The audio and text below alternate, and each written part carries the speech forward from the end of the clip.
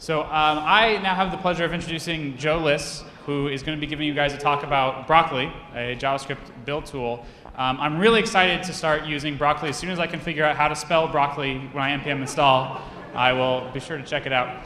Go ahead, Joe. Thank you, Tom.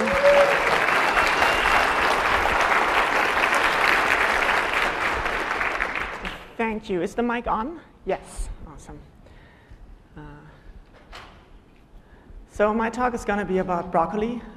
I'm Joe. I wrote Broccoli.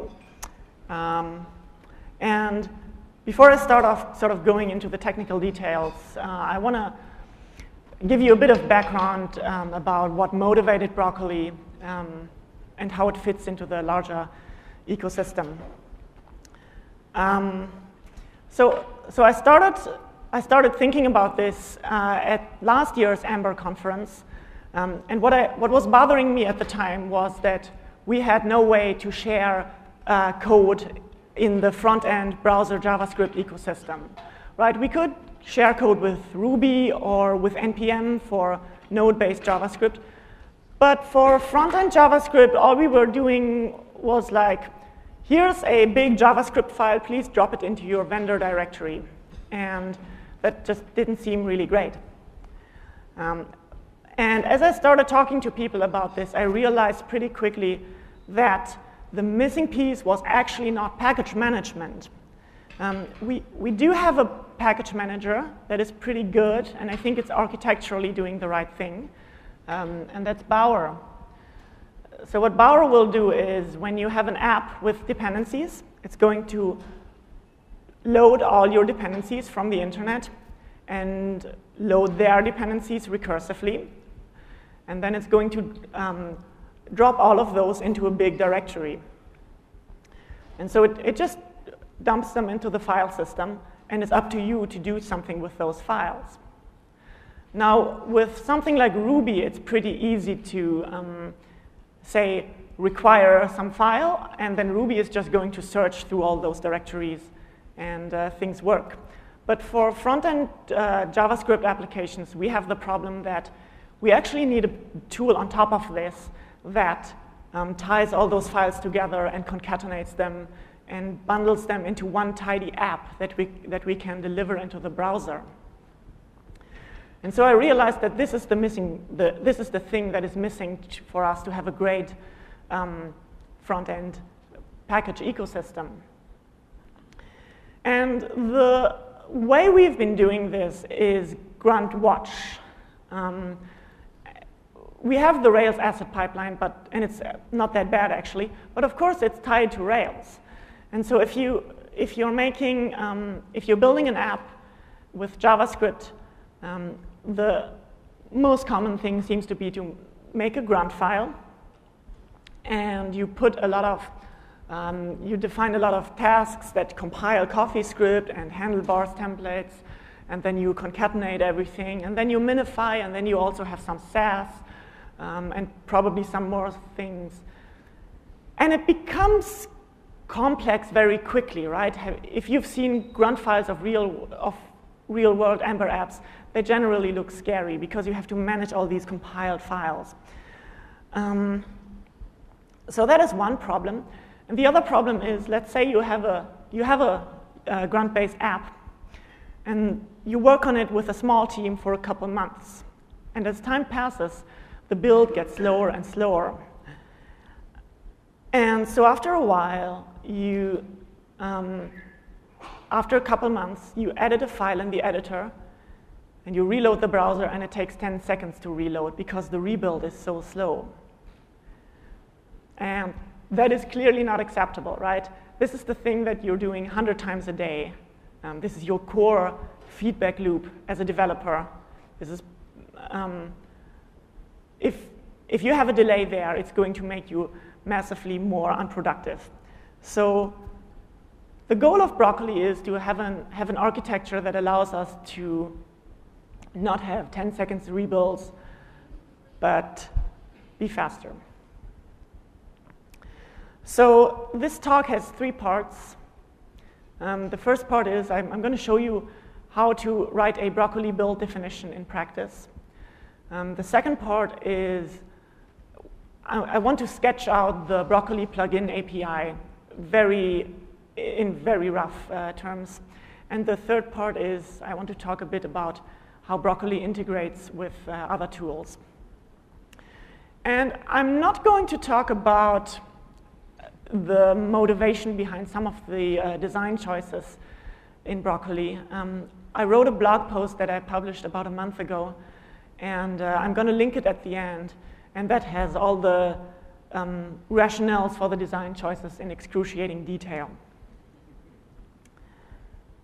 So let's talk about build definitions.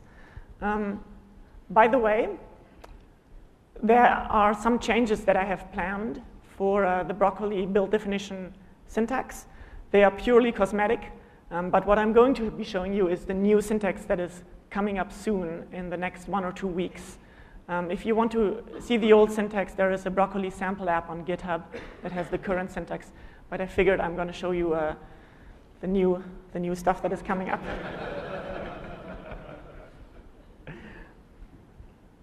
All right, let me switch into the editor. So this is a broccfile.js build definition file, and I'm going to start with the simplest case where you don't do anything. We have a string here, lib, that refers to the lib directory, and we're just going to export that string. And when you run Broccoli serve, it is going to serve all the files in the lib directory without doing anything to them. And if you run Broccoli build, it is going to copy those lib files into a new directory. So there are a lot of disjunct JavaScript files, and the first thing we want to do is concatenate those files into a single JavaScript bundle. And there are many ways to do this. I'm going to show you the simplest way, which is just to use the Broccoli concat plugin. I'm omitting the require calls, but you have a require header at the top, right, where you pull all this stuff from npm. So we have a concat plugin that takes that lib tree, and you give it a bunch of input files using a glob pattern, and you specify an output file. And the concat plugin is going to return a new tree object. I'm going to call it app.js here. And that tree object, it represents a tree of files, but it really contains just one directory, assets. And that directory contains one file, app.js. And we're going to export that app.js tree. And so if you now run Broccoli serve, it is going to serve one single file at the URL /assets/app.js, and that's your concatenated JavaScript output. Let's add CoffeeScript support. So what we would like to do is take all the files in the lib directory, all the JavaScript files, they stay in place, but all the .coffee files are going to be replaced with compiled .js files. So we're going to use the Broccoli Coffee plugin and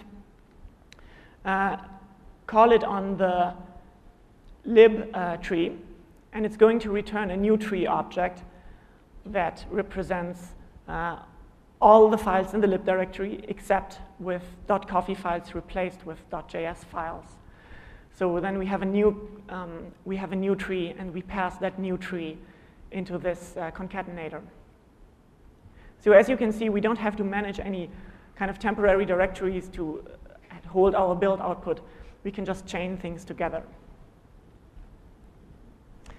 And the next thing we're going to do is minify.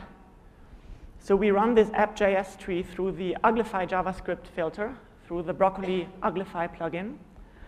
And we're only going to do that in production. Broccoli core doesn't have a notion of a build environment, but what we tend to do is just use an environment variable like this. So it's up to you in your Broccoli file, in your Broc file, to have a notion of a build environment. So in production, we're going to filter this app.js tree through the uglify filter. Let's add some Sass next. So we take the styles directory, and we pass it into the Broccoli Sass plugin, and we tell it to take the app.scss file. And that file is going to have import statements that import other files, which in turn import other files. And so Sass is going to generate this huge blob of CSS, and that is going to go into the /assets/app.css file. And we store that in a new tree. Now, in order to export this, at the moment we're just exporting the JavaScript. So in order to export this, what we're going to do is call the Broccoli merge trees plugin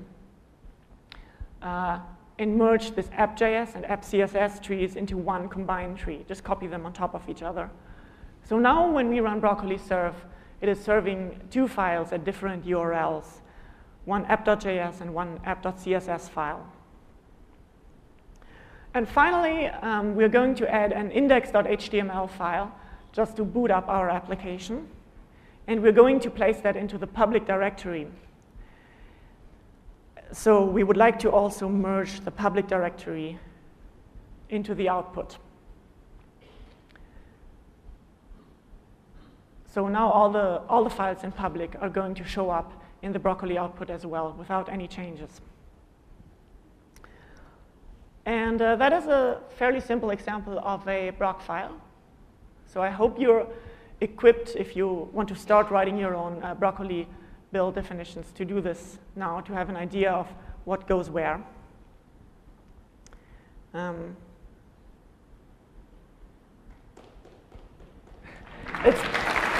you.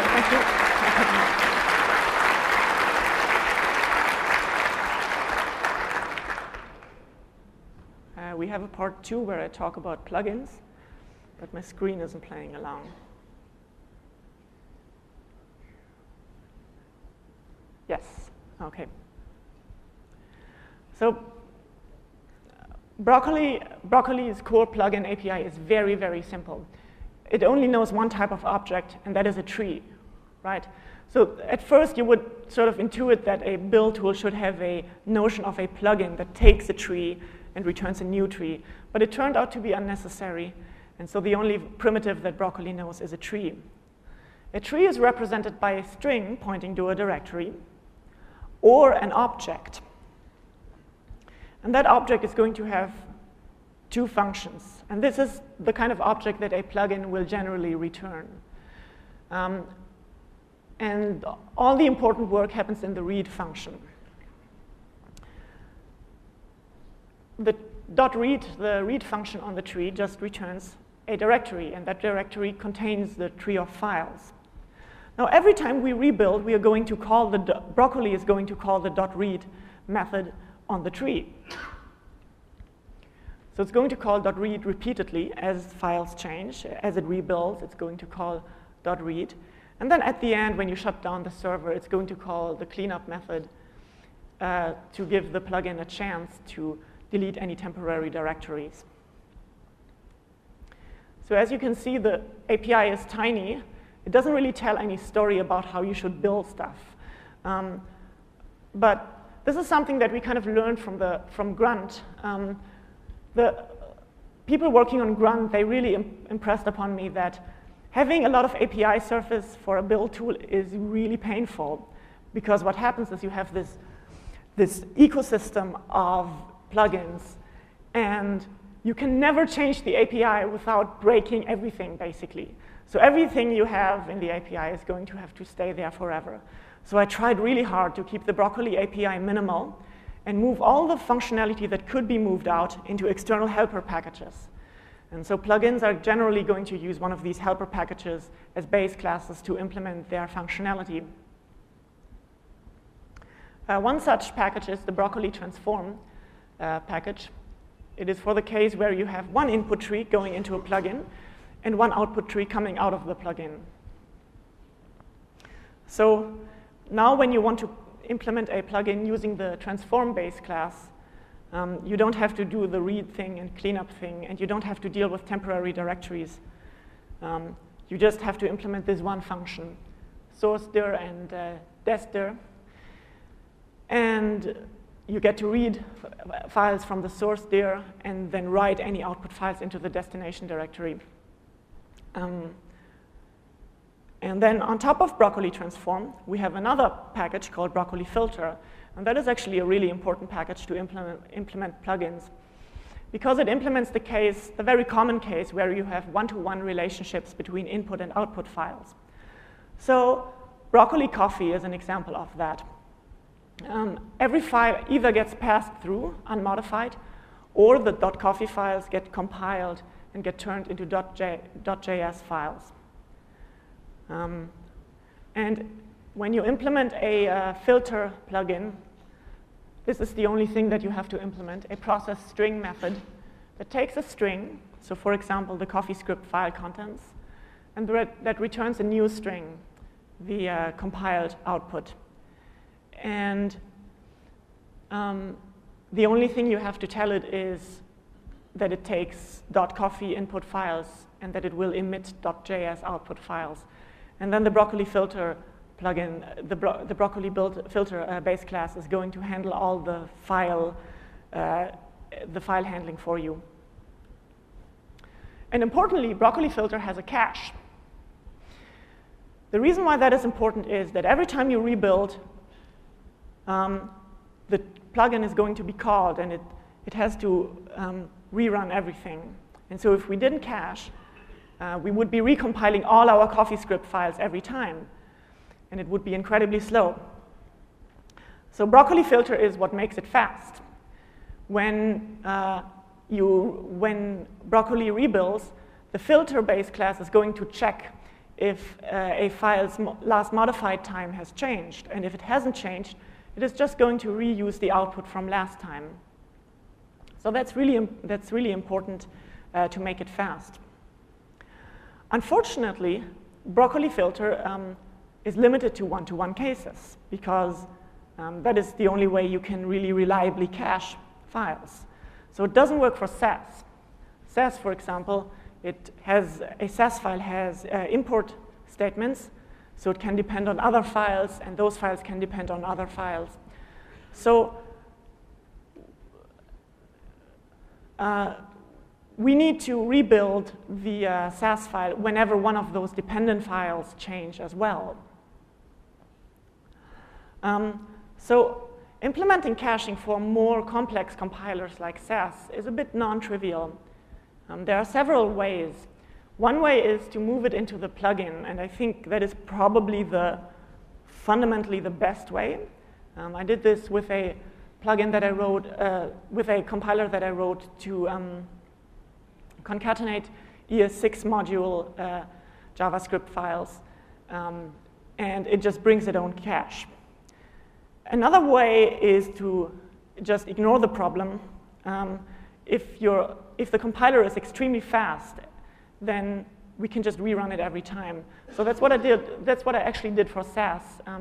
The Broccoli Sass plugin is based on the libsass library, which is implemented in C. It is blazingly fast.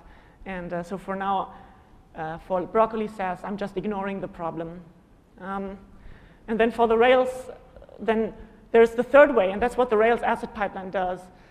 You kind of parse out, you use a regex on the Sass files to figure out what it depends on, and then you recursively build this dependency tree to figure out when you need to rebuild the Sass file. But clearly, that's kind of a hack. We may have to do it in some cases, but I think we want to avoid it. So this is not, I don't think we have really converged on a great way to do this yet in the compiler ecosystem yet. And I think we're going to have to talk to the authors of compilers like Sass and Less and what have you as well to really understand where we should be putting this caching and how we can better, how the compilers can help us implement this more easily. Now, part 3, I want to talk about integration. Fundamentally, Broccoli is a small library. And I don't think of it as a tool as much as I think of it as a library. It does have a command line interface, so you can type broccoli serve and broccoli build into the command line. But it's really more of a proof of concept. And in reality, you're going to want to proxy stuff to the API, and you're going to want to handle URLs in certain ways. And So there are all kinds of tricky things that you want to do in practice that are definitely not going to be covered by the command line tool. And so I think we're going to have to work a bit more on getting Broccoli integrated into other tools and having Broccoli provide a good API that is still kind of missing. Broccoli loves grunt. There is actually a grunt Broccoli plugin for grunt. Grunt is a good task runner. You should be using it for stuff like deploying or generating stuff or running the test suite. Those are all things that should be living in your grunt file. And just the core build loop is what Broccoli should be solving. So it's not that Broccoli is trying to replace grunt, it's just that we shouldn't be using grunt to build our applications. Grunt is a task runner, not a build tool. So the grunt Broccoli plugin for grunt is very simple at the moment, and I hope that we can provide more hooks into the rebuild lifecycle to make it better in the future. And I'm hoping that we also can integrate with backends. And the reason is that when you have a backend like Rails plus the asset pipeline, there's a lot of smart things that you can do by default because you can make a lot of assumptions about how the URLs work. So that would make it easier to that will make it easier to come up with a default stack because we can make more assumptions about what things go where. In particular, speaking of default stacks, Steph has been doing a lot of work, and other people as well, I believe, on the ember-cli tool, which is Broccoli-based, and which is going to provide a default tool stack for new Ember applications, so that you can type Ember new to do MVC, and you can make a new to-do list. So I'm going to be here for another 2 weeks in Portland, and I would be very happy to pair with people on integrating Broccoli into other tools and maybe coming up with solving some of the problems that we've been having with implementing plugins the right way. So I would be happy to. Please get in touch. This is my Twitter and my email address. And as I promised earlier, the lengthy blog post about Broccoli's architecture is there, if you want to read up. So I think we have a couple minutes for Q&A. Who has the mic? Rico. Excellent. Who has a question?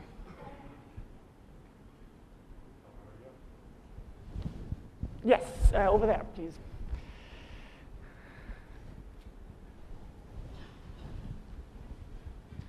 Hi, I'm Matt Newton. I work at Apple, and we have a problem right now. Well, it's not a problem. We've solved it with Grunt. We're building multiple Ember apps with a shared code base, and I'd wonder if that's something does Broccoli have a user story for this? So for sharing, what you're talking about is basically sharing libraries and components between Ember apps. Right. So the story for that is you would probably use something like Bower to pull in libraries into your app. And there is a Broccoli Bower plugin that automatically picks up all your Bower directories. So yes, if you want to see an example of that, there is a Broccoli sample app on GitHub that uses Bower libraries. Okay. Good. Do you happen to know if I don't know if anyone else knows that you can? I haven't used Bower extensively. Can you use private Bower modules, like do your own registry, sort of like npm? I don't know. And it pulls from Git or something like that? Yes. Any more questions? Sorry. In the back, black T-shirt.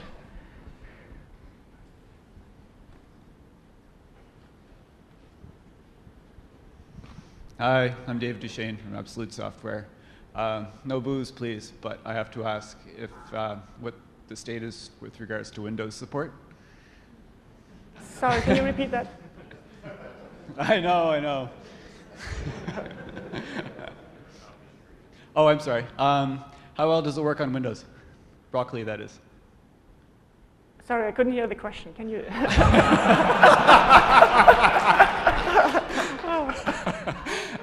How well does Broccoli work on Windows? On Windows? Yes.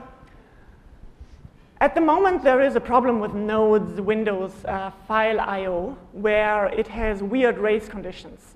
So if you write a lot of files or delete a lot of files very quickly, then Node is going to throw randomly weird errors. So the Windows support is basically blocking on that, as far as I know. So someone is going to have to fix Node.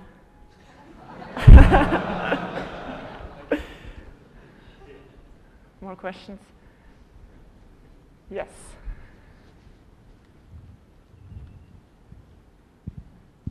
Hey, my name is Joe Fiorini, and I really like the new API for the Brock file.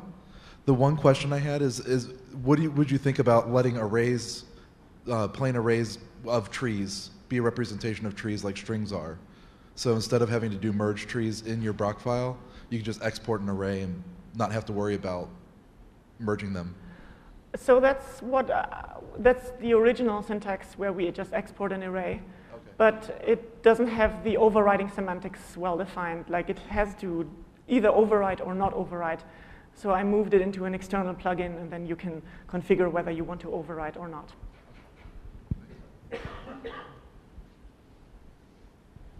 Yes.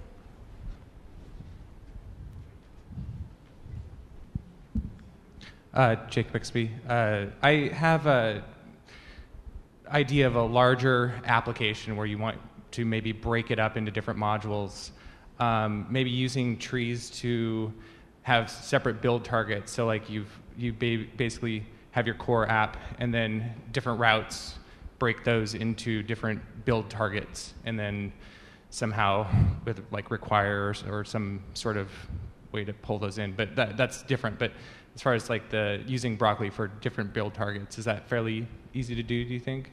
Yes. You could generate multiple trees, and then there is a plugin to move files into subdirectories. So you could have one tree in one subdirectory, another tree in another subdirectory, and then at the end you just merge all of these trees together to output 5 different subdirectories. So that is definitely a use case, yeah.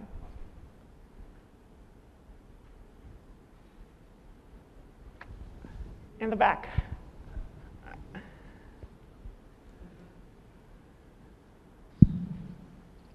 What about fingerprinting? Sorry, can you say it again? What about JavaScript and CSS and asset file fingerprinting for cache busting? Fingerprinting. I don't want to implement it on the CLI, so. One of us is going to have to figure something out. Maybe if I was staying longer in Portland, we could just pair on it and do it together. You'll have to convince Luke to let me stay a little bit longer. I have completely punted on writing a fingerprinting plugin. And the reason is fingerprinting files is very easy, of course. You just rename them. But the hard part is rewriting URLs. And so it seems that we would want to have, let's say, script references in HTML files and URL references in CSS files pointing to images. You want to rewrite all of these. And there is no general way, I think, to do URL rewriting reliably. So this really needs to live in each preprocessor. So that makes it a lot harder to do it right.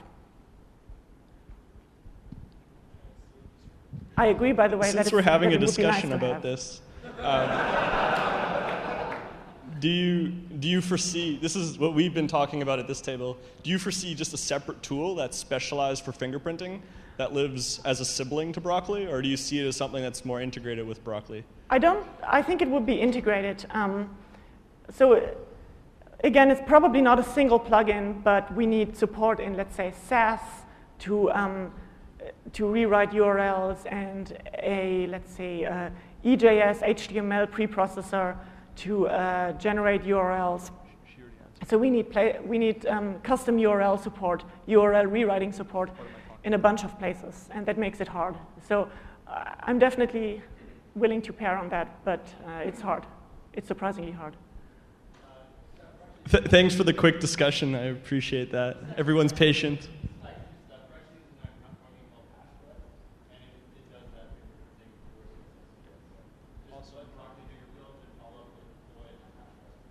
That sounds like a very good interim solution while we come up with a good solution. Torin, we should chat afterwards. Yeah, maybe we can turn that into a Broccoli plugin and just to have it as a hack in the meantime. Yeah.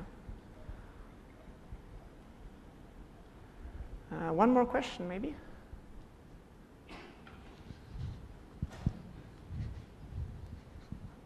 Yes. Mostly I just was waiting so he'd have to run across the room again. I'm curious, I think it's great that we're building this, that we're going to integrate it with a templating for Ember itself. Is there any plans to integrate it with something that we could write custom templates, like Yeoman or something? Sorry, you're talking about generating files? Oh, scaffolding. Okay. I'm jumping. It's incredibly hard to hear on the stage what's going on. No, I'm sorry. It's probably horrible with the echo up there. So is there any plans to make a Broccoli plugin for Yeoman? That's the simple question, I guess. I don't know. So scaffolding in general obviously shouldn't live in Broccoli. I'm not sure how we would integrate with existing scaffolding tools. My impression is that perhaps a scaffolding tool would generate a Broc file as one of the things that it generates so that you have a starting point. All right, thank you, everyone.